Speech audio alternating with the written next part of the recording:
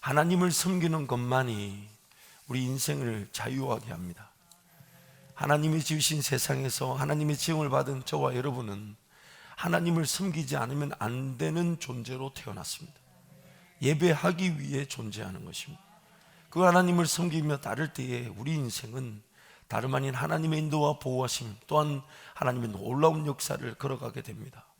그런데 우리가 얼마나 연약한지 이 하나님을 섬기고 따르는 일이 인생의 목적이면서도 불구하고 하나님을 섬겨야 된다는 신앙생활이 어려움 혹은 불편하고 혹은 무거운 짐처럼 여겨질 때도 있다는 겁니다.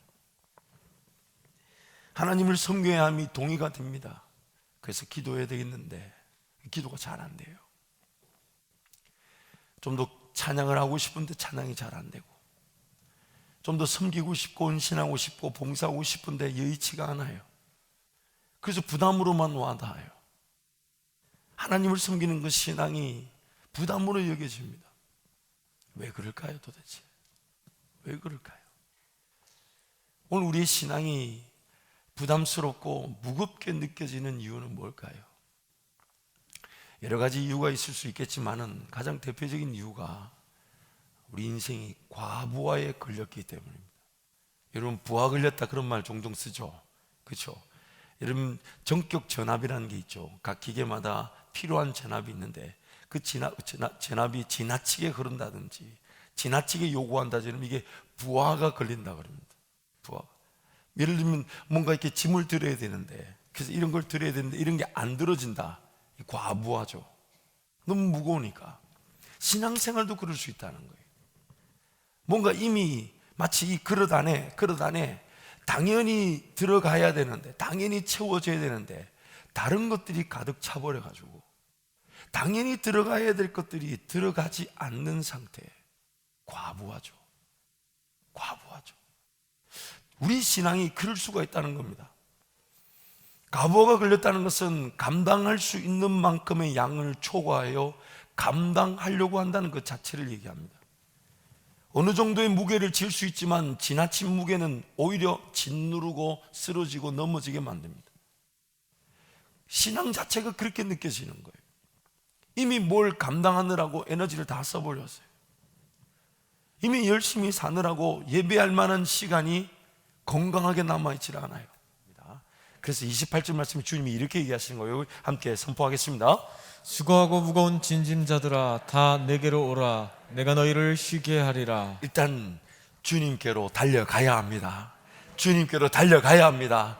주님께로 이건지 저건지 묻지 마시고 그냥 주님께로 달려가면 주님이 쉬게 해 주신다고 말씀하세요. 쉬게 해주. 수고하고 무거운 짐진자들아 다 내게로 와. 내가 너희를 쉬게 하리라. 여러분, 왜 우리는 무거운 짐을 지게 된 걸까요? 이미 우리가 아는 대로 30절 말씀에 주님의 짐은 쉽고 가볍다 얘기하세요. 근데 이 무겁다는 얘기 뭘까요? 이 짐이 하나님의 뜻일까요? 여러분, 내 욕심일까요? 잘 아시네요. 여러분, 종종 주님이 인도하시는 길이 아닌 다른 길을 우리가 걸어가는 어리석음을 범할 때 있죠. 주님은 지금 이 길을 걸어가야 내가 하나님께 영광이 되며 자유하며 기뻐하게 되는데 엉뚱한 길을 자꾸 걸어가요. 그래놓고 이미 그 길을 걸어가 놓고는 이미 그 길에 시간을 투자하고 물질을 투자하고 그래서 자기가 이미 걸어가 놓고는 그 주님은 그거 아니야.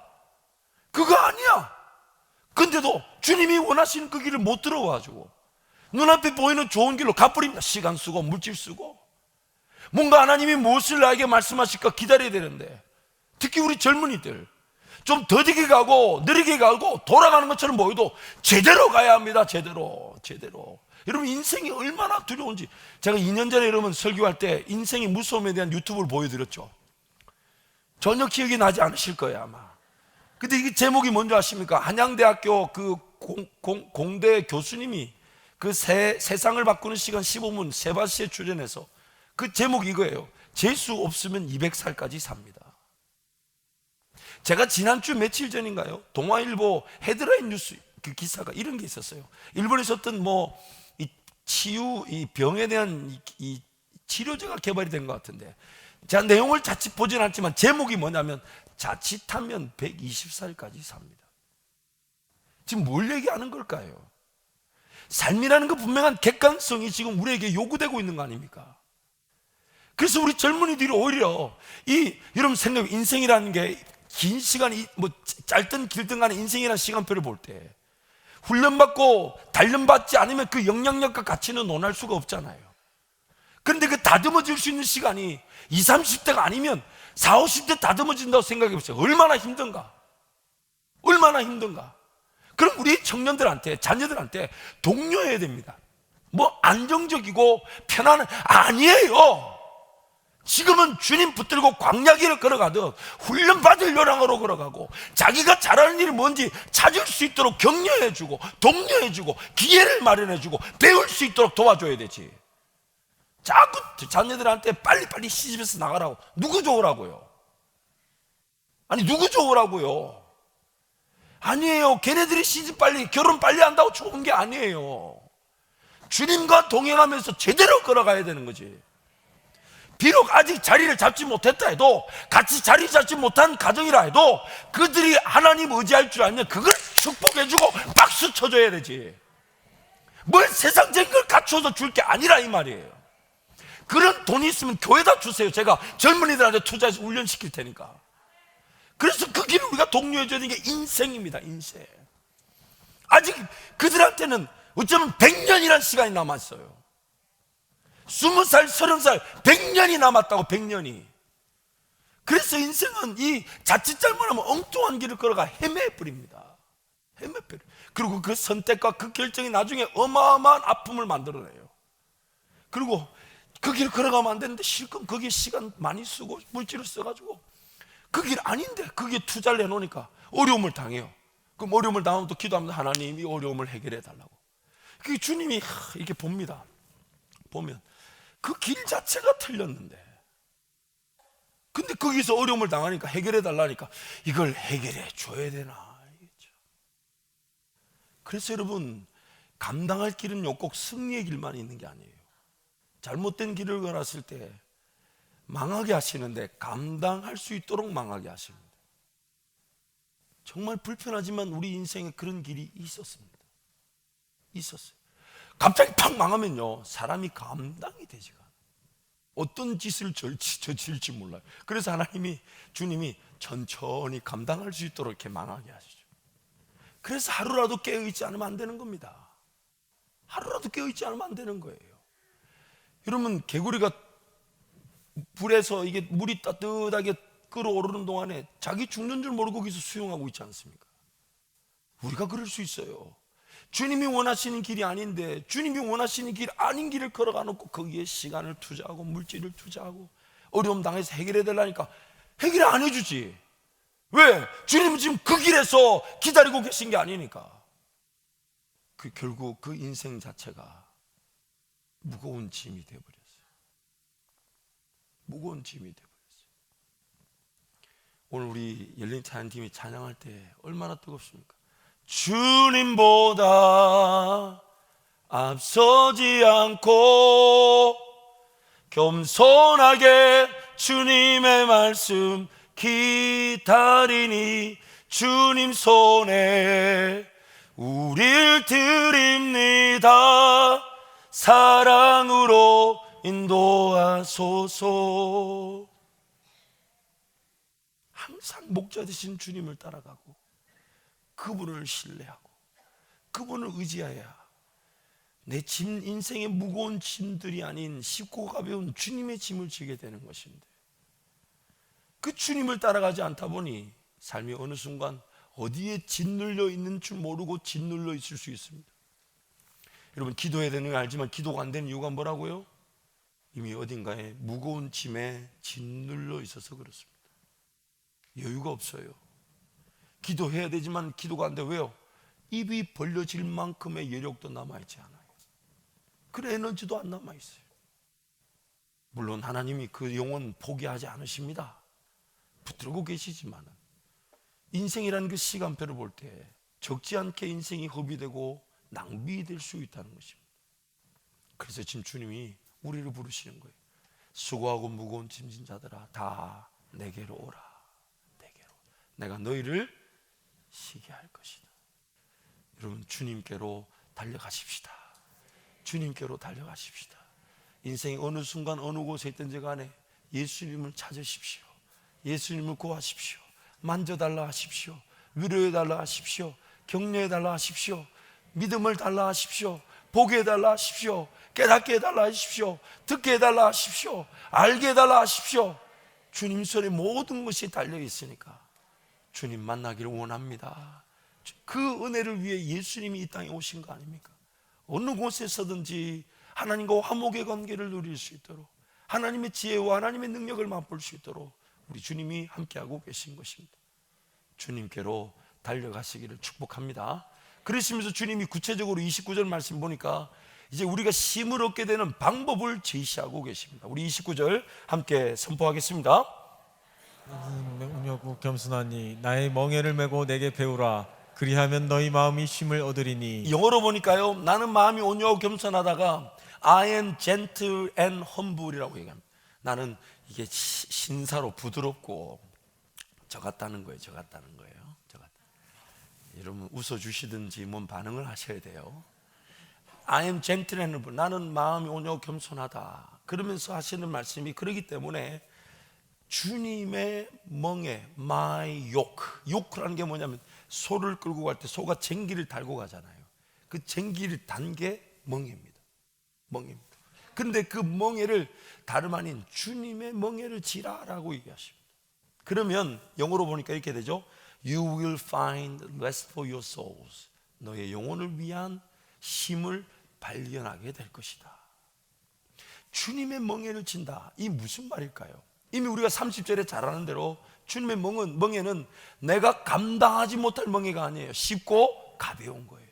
오늘 내 삶에서부터 얼마든지 순종하며 걸어갈 수 있는 은혜의 멍에인데 왜 주님은 멍에란 말을 쓸까요?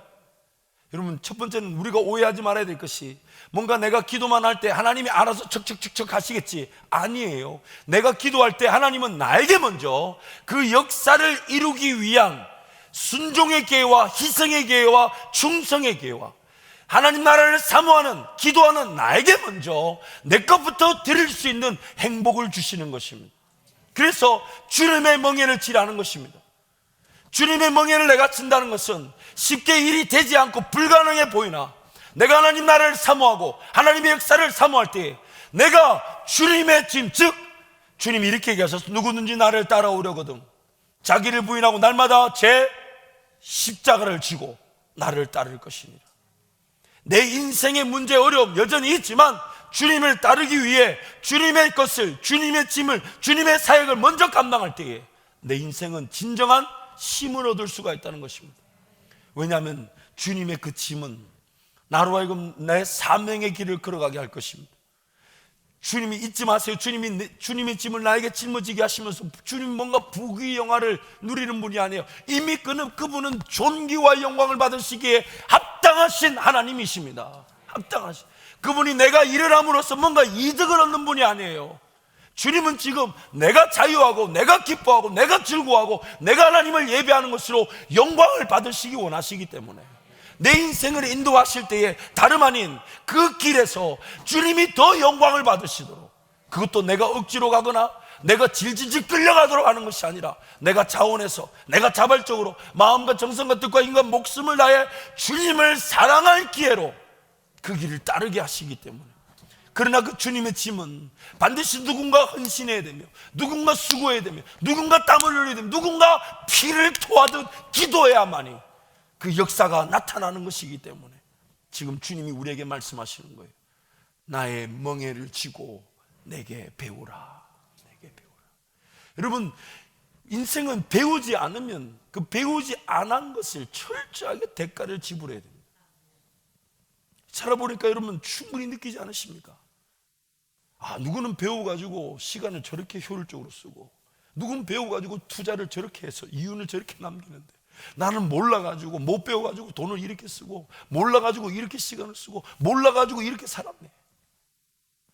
사람은요 어릴 적부터 태어날 때부터 영적이든 육적이든 간에 평생 배우게 돼 있고 평생 배울 수가 있고요.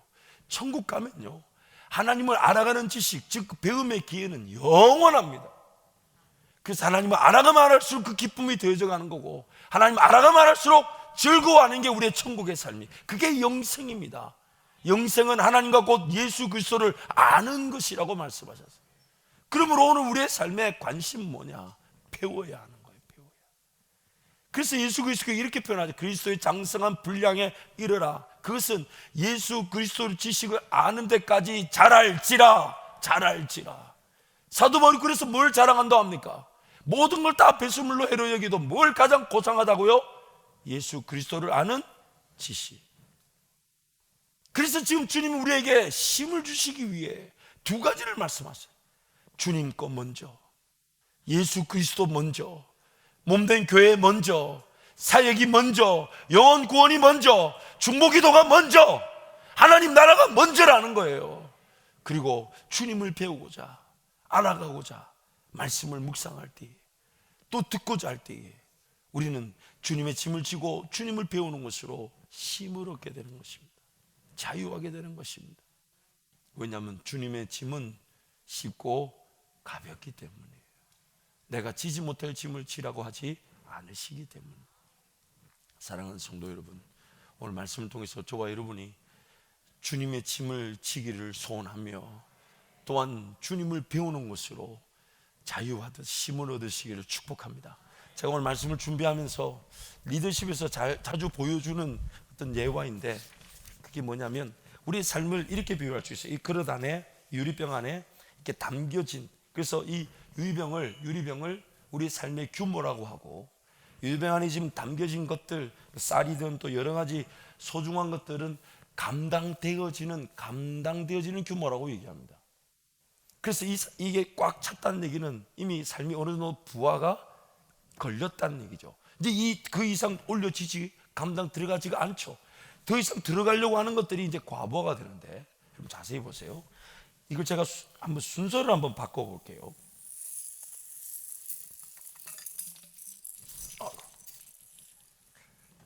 자, 보세요. 제가 이거 크리스마스 트리에서 빼온 거는 이유가 있어요. 다 이런 거. 이거의 은유는 뭘까요? 뭐 여러분 좋아하는 값비싼 것들, 요거는 조금 덜 비싼 거, 요거는 요거 중간쯤 되겠죠, 그렇죠? 어쨌든 이런 것들이 삶의 자리에 있어요.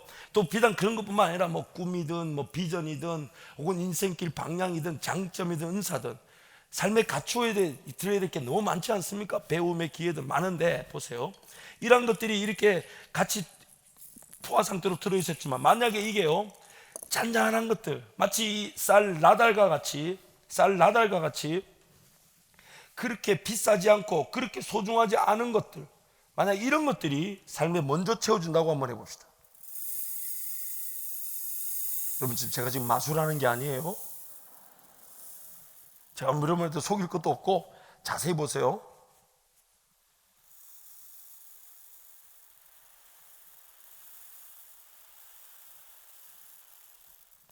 이부 때는 잘 되는데 이게 잘 안 되네. 됐. 우리 김동희 목사님 나오니까 싹 되네. 보세요. 아이고, 많이 남았네. 이거 아닌데, 어쨌든 보세요. 어쨌든 뭐 별로 많이 나가지는 않았는데, 이 상태에서 방금 전에 들었던 것들을 다시 채우려고 하니까, 보세요.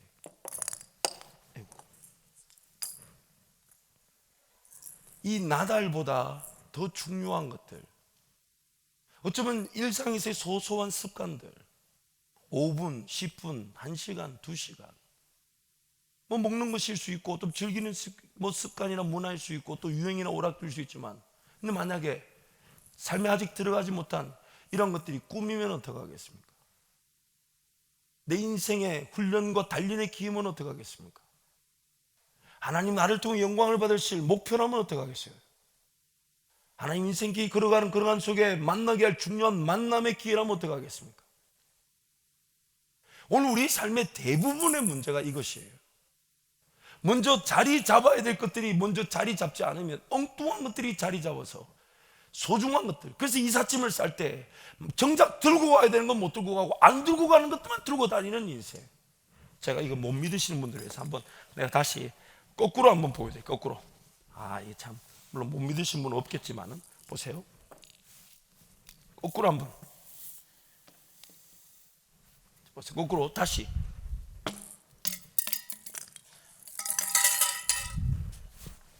다 하나로 빠져봅시다. 다 넣었어요. 그리고 다시. 우리 김동희 목사님 나오면 잘 되더라고 보니까.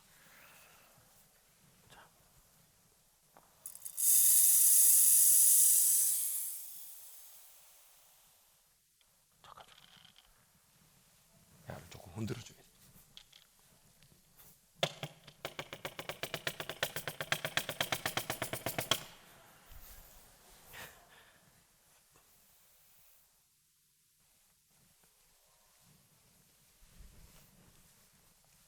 제가 이거 흔들면서 무슨 생각이 들었냐면, 이 흔들면서 무슨 생각이 들었냐, 그래서 제사도 흔드는 제사가 있었구나. 야, 목사는 이런 거밖에 생각을 안 해요. 요제라는 게 있거든요.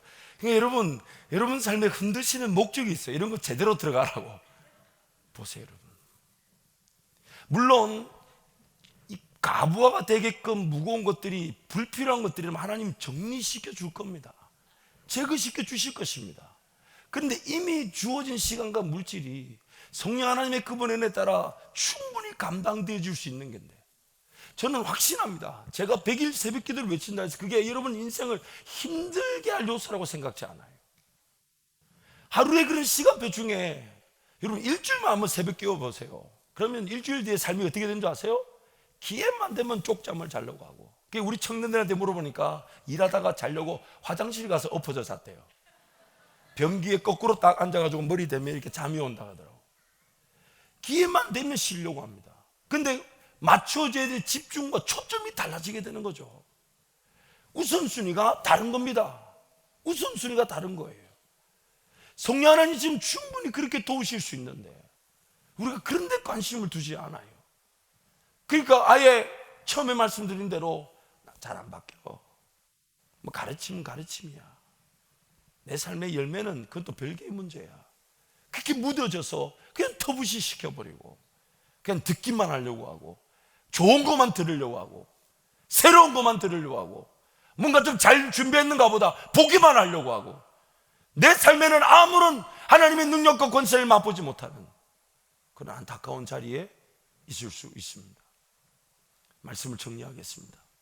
사랑하는 성도 여러분, 예수님께로 달려가십시다. 예수님께로 달려가십시다. 삶의 어느 순간에 있든지 간에 예수 그리스도께서 그 순간의 기도를 들어주실 것입니다. 어디에 계시든 자는 무릎을 꿇고 예수님 의지하십시오. 그분이 반드시 살려주시고 회복시켜 주시고 구원해 주시고 건져 주시고 이끌어 주실 것입니다. 또한 그 예수님께서 우리의 삶을 이끌어 가실 때에 감당되어질 것들이 충분히 감당되어질 수 있도록 쓸데없는 거 지고 가는 인생이 아니라 갖추어야 될 것을 갖추고 걸어가는 인생, 들어야 될 음성을 들으면서 주님과 함께 동행하게 하실 것입니다. 신앙은 결코 무겁거나 부담스러워야 될 이유가 없습니다. 신앙은 나를 자유하게 하는 것인데 그 신앙이 무겁고 부담스러운 이유는 이미 다른 것들이 자리를 잡아 신앙이 과부하에 걸리게 만든 것입니다. 삶을 조정하도록 기도하십시오. 삶을 정리할 수 있도록 도움을 구하십시오. 하나님께 은혜를 구하십시오. 그 성령 하나님께서 여러분을 도와주실 것입니다. 이 시간 통성으로 함께 기도하겠습니다. 여러분 기도하실 때 하나님, 내 삶에 성령 하나님의 인도하심을 사모합니다. 성령 하나님 은혜를 베풀어 주옵소서.